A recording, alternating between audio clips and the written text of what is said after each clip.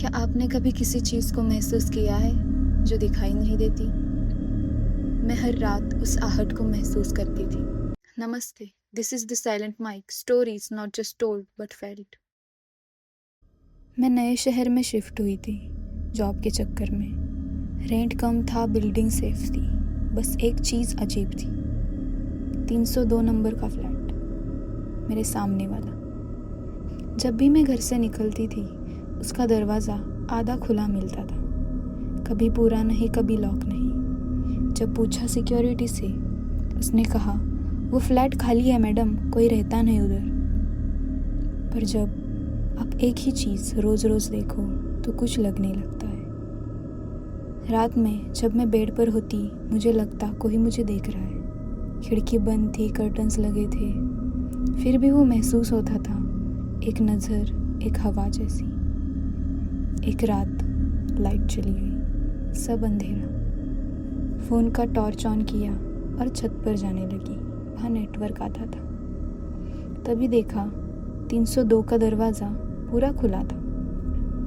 Light नहीं थी अंदर, सिर्फ अंधेरा।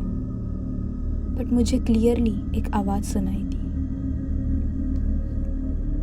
क्या तू भी छोड़ के जाएगी?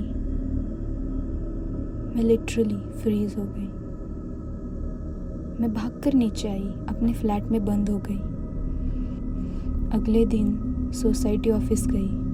उन्होंने कहा 302 मैडम, वो फ्लैट पिछले 3 साल से बंद है। मैं बोली, पर दरवाज़ा रोज़ खुला होता है। एक स्टाफ मेंबर ने सर झुका के कहा, वहाँ एक लड़की रहती थी, छोटी नौकरी, छोटी दुनिया, कोई उसके लिए कभी रुकता नहीं था।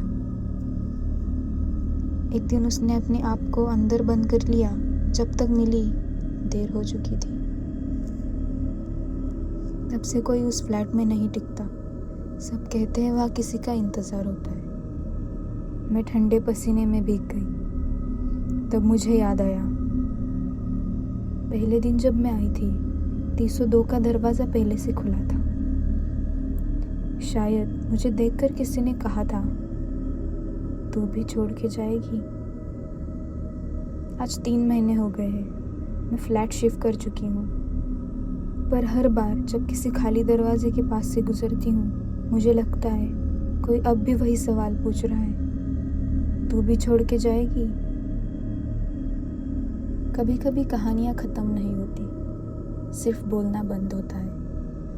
मैं हूँ द साइलेंट माइक, और ये थी आज की आवाज़।